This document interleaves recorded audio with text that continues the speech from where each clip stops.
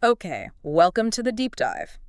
You've handed us a really interesting stack of stuff today, articles, tweets, some deep analysis all swirling around the launch of Doom, the Dark Ages. Yeah, it's quite the collection. And Bethesda dropped some big numbers, right? And it feels like the internet immediately started arguing about what they really mean. It's absolutely fascinating because, well, it throws a spotlight on how we measure success in gaming right now, especially for those big, expensive single-player experiences, like Doom. Exactly. So, our mission, cut through the hype, the headlines, maybe a little bit of the spin, to figure out what the data in these sources is actually telling us about Dark Ages performance. And maybe, just maybe, what that says about the wild world of AAA gaming today. Yeah. Full disclosure, I'm a huge Doom fan. I've spent way too much time chainsawing demons, so I'm personally invested and honestly a little nervous about the implications here. It touches on that fundamental question. Yeah. How do you make the math work for these massive productions? It's getting harder, seems like. All right, let's jump right in then. The big news hook came from Bethesda's tweet. Doom. The Dark Ages is ID Software's biggest launch, hitting 3 million players 7 times faster than Doom Eternals. Our source material, like a piece from Checkpoint Gaming, repeats that biggest launch line. Sounds like a slam dunk on the surface, right? A huge win. It does. It really does. But here's where we need to pause and look closer, as one analysis we read points out. The key word there is players, not sales. Players. This phrasing is often used by publishers strategically. It's a way to highlight performance when a game is a day-one release on a subscription service like Game Pass. Right, because millions get it free, essentially. Yeah, exactly. Hitting player count milestones is much easier when millions of subscribers get access without buying it directly. It kind of sidesteps the question of how many units were actually purchased. Right. The players versus sales distinction. Crucial. And one of our sources, specifically game journalist Christopher Dring, really honed in on this. He mentioned hearing that something like over 2 million of those 3 million players were on Xbox. Yeah, heavily skewed towards Game Pass users. That's the critical detail, according to this source. So if 2 million players are coming in via Game Pass, how do you even begin to compare that to traditional sales figures? It feels different. Well, that's the tricky part. The analysis we're looking at attempts a simplified calculation. It's just a model, mind you. Okay, how does it work? It takes a hypothetical full game price, let's say $70, and divides it by the perceived value a player gets from Game Pass for playing that single game in a month. Maybe using Game Pass's average monthly cost, say, around $12. So $70 divided by $12 roughly works out to, what, 5 or 6? Right, about 6. So the source argues you could very roughly think of 6 Game Pass players as representing one traditional sale, just in terms of the revenue generated by accessing that game through the service in that simplified model. Okay, I get it. It's not perfect, but it's a way to try and put a number on it. Exactly. It's an attempt to create a proxy. Applying that ratio to the estimated 2 million Game Pass players, you're looking at maybe around 343,000 paid player equivalents, according to the source's calculation. Okay, so those 2 million Game Pass players in this model represent about 343,000 sales worth of revenue value. What about the other million players they mentioned? Right, the remaining million, those are the folks who actually bought the game on PC, Steam and such, or on PlayStation. Okay. So add those estimated 1 million direct sales to the Game Pass equivalents. And this source puts Dark Ages launch week paid player number somewhere around 1.34 million. All right, so 1.34 million estimated paid units or equivalents versus the headline number of 3 million players. That's quite a gap. How does that 1.34 million stack up against previous Doom games then? Well, this is where the source expresses some concern. They note that Doom 2016 sold around 500,000 copies, PC and consoles combined, in its first month. 500,000 in a month, okay. And Doom Eternal. That game apparently did double 2016's opening week sales, so over 1 million sales in its first week alone. And it went on to generate something like $450 million in revenue within 9 months. Wow, okay. So Eternal hit over 1 million actual sales in its first week and made serious money. Dark Ages, by this one source's estimate using their model, is sitting around 1.34 million total paid equivalents after its launch week. That feels different, significantly different. It's a different ball game, yeah.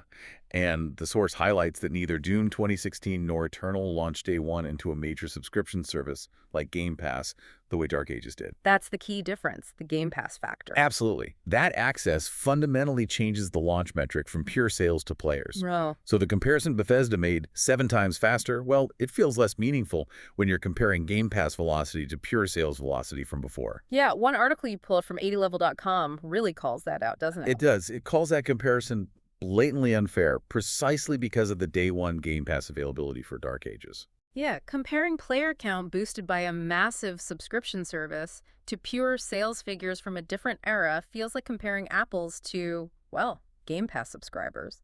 It seems like this analysis views the biggest launch claim as a textbook example of trying to frame the story positively, maybe when the traditional sales numbers might not be quite as strong as hoped. Which leads directly to the core question this source grapples with. If publishers feel the need to, rely on player count metrics boosted by subscriptions and spin the narrative this way, does it suggest there's a deeper challenge, a problem around actually making back the huge investments in these premium games? And they bring up a couple of recent examples that are frankly a bit worrying in this context, don't they? Exactly. Take Hi-Fi Rush. Remember that? Yeah, great game. Came out of nowhere. Totally. And it also hit 3 million players quickly, largely via Game Pass and PC. It was held up initially as a Game Pass success story, showing the reach of the service. Right, I remember that narrative. But then, what happened?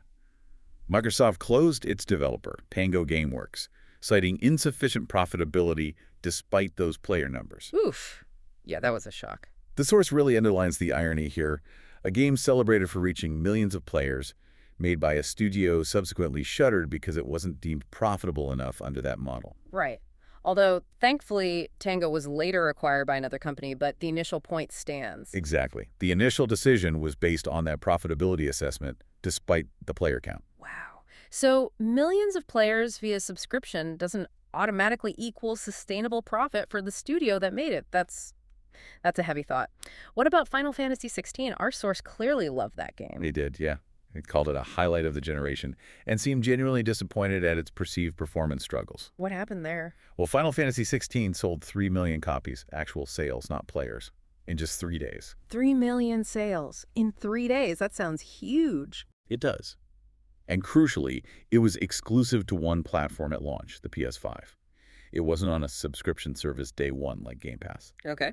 So this source points out that FF16 reached more paid players, direct sales, on a single platform in 3 days than Dark Ages did across all platforms, plus the Game Pass equivalents combined using their estimate. Okay, 3 million sales in 3 days on one console sounds like a massive win by any traditional measure. So what's the problem? You'd think so.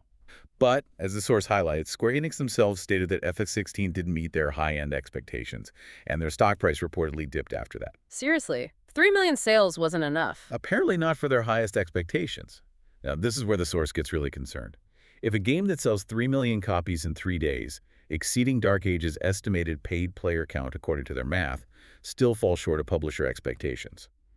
What does that mean for the economic viability of any massive premium single-player game? So whether it's millions of players via subscription, like Hi-Fi Rush, or millions of traditional sales, like FF16, neither seems to guarantee hitting the profitability targets needed for these massive budget games. It feels like there's a squeeze happening somewhere. Precisely. The source argues this points to a fundamental issue. Yeah. The industry might have a spending and budget problem, rather than just a cheap player problem. Costs are just getting out of control. And they use the rumored budget for Borderlands 4 as a stark example of this cost escalation. Right. The source cites reports that Borderlands 3 cost around $140 million to develop, which is already a lot. Yeah. But their estimate, based on industry trends, is that Borderlands 4 could potentially double that, pushing towards $300 million. And that's before any marketing costs are even factored in. $300 million just to make the game. That's an insane number. It is. And the source does a quick simplified calculation just to illustrate the scale. If a game costs $300 million to develop, how many copies do you need to sell just to recoup that cost? Using a simple, say, $80 digital price point and ignoring all the platform cuts and taxes, just for this back-of-the-napkin math like the source did, you'd need to sell roughly 3.75 million copies. 3.75 million copies just to break even on development. Before marketing, before profit. Wow. Exactly. You still need to sell millions more to cover everything else and actually make money. And the source connects this back to Dark Ages. While we don't have an explicit budget figure for Doom, they argue that as a premium single-player game. Yeah, not like a live service thing. Right, without obvious extensive live service elements or co-op monetization like a Borderlands, it likely needed a very strong traditional sales launch to justify its probable high AAA budget. The source was surprised by their estimated 1 million units sold on PC and PlayStation combined, given this context. And they point to elements in Dark Ages itself that suggest a big budget, right? Like the dragon flying, the mech combat, things that weren't in the previous games. Yes, absolutely. They see the introduction of entirely new, complex systems like dragon riding and mech gameplay, plus the, visibly high-quality visuals, as definite signs of major investment. These aren't cheap features to implement. Makes sense. They also note something interesting. Dark Ages seems to have significantly more cutscenes than previous Doom games. Oh yeah, I remember Doom 2016's approach was almost anti-storytelling, like Doom guy literally punching screens to skip exposition. Right. That was part of 2016's identity, pure gameplay focus, environmental storytelling, minimal cutscenes. Dark Ages having more feels like a shift, potentially indicating a larger investment in narrative and presentation, which, adds to the budget. The source argues that even if Dark Ages didn't hit that hypothetical $300 mirror mark, it was clearly a massive undertaking, and its estimated traditional sales numbers combined with that budget reality raise questions about hitting its profitability hurdle. Okay, so we've got potentially ballooning budgets and companies maybe relying on players over sales metrics. How does the market data we have reinforce or maybe challenge this picture from the sources? Well, the source material strongly suggests that day one Game Pass access does impact traditional sales, possibly significantly. They look at performance indicators like Steam charts. Okay, what did they find for Doom?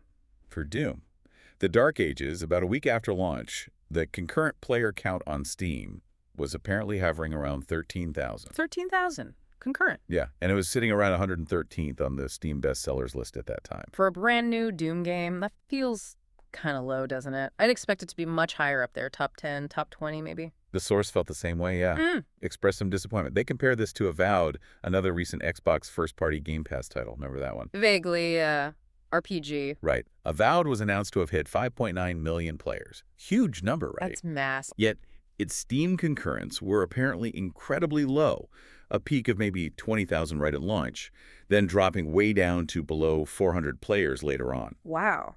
So 5.9 million players overall, but less than 400 playing concurrently on Steam, where you have to buy it. That discrepancy is pretty stark. It really is. It lends credence to the argument that day one Game Pass access significantly reduces traditional sales on platforms like Steam, regardless of the total player numbers touted. It makes you wonder about the long tail, too. Definitely.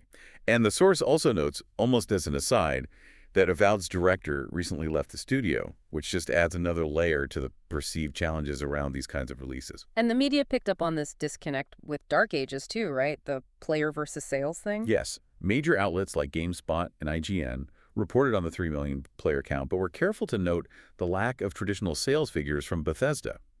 And as we mentioned earlier, that 80level.com piece was particularly direct, calling out the 7 times faster comparison as misleading specifically because of Game Pass. So, the picture painted by these sources, looking at Steam data, media analysis, those comparison cases, it seems to be that while Game Pass definitely hits high player numbers, it might not be translating into the traditional sales volume needed to make back those massive AAA budgets sustainably, at least not for all publishers and developers. That's the major concern running through the material we reviewed, yeah.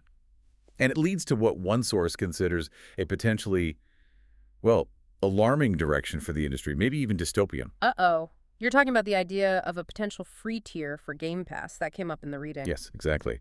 The source brings up reports like one they saw cited from Screen Rant discussing Microsoft potentially exploring a free Game Pass option in the future. Maybe as a way to put some massive subscriber goals they have, like 50 million by 2025 or something. A free tier? How does that even work without a subscription? That's the hypothetical model described in the source's analysis. One where you could play Game Pass games for free, but you hit time limits or maybe specific breakpoints in the game where you'd be forced to watch ads. Ads in a Doom game, like mid-gameplay, mid-chainsaw. That's the dystopian image the source paints, yeah. Ads popping up right before you rip and tear, or interrupting a dramatic cutscene. They find the idea of forced ad breaks profoundly damaging to immersion and, well, the whole gaming experience itself. Yeah, that sounds awful. Just fundamentally breaks the flow. It does. Yeah. And beyond just ruining the immersion, the source worries about the wider implications. Player numbers would look astronomical, right? Wow, 50 million people played the new Doom. But they wouldn't be paying. Exactly. Yeah. The vast majority would be non-paying users just wading through ads. This could incentivize gameplay loops designed around ad breaks, kind of like we see in some free-to-play mobile games. It could push more aggressive microtransactions to get people to pay to remove ads or skip timers. They even worry about a potential decline in quality in areas like voice acting, maybe replaced by cheaper AI solutions, in a kind of race to the bottom focused on maximizing ad views over crafting quality experiences.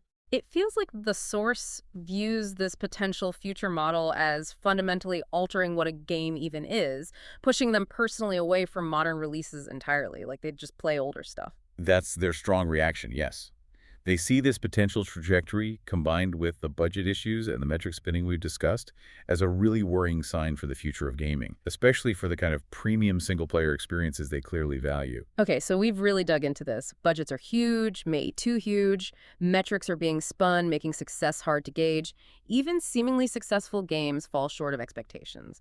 And there are real concerns about subscription cannibalization and potentially disruptive future models like ad-supported gaming. So stepping back, what does all this mean for you, the listener? Why should you care? And that's the critical takeaway, isn't it? These trends aren't just abstract industry economics happening somewhere else.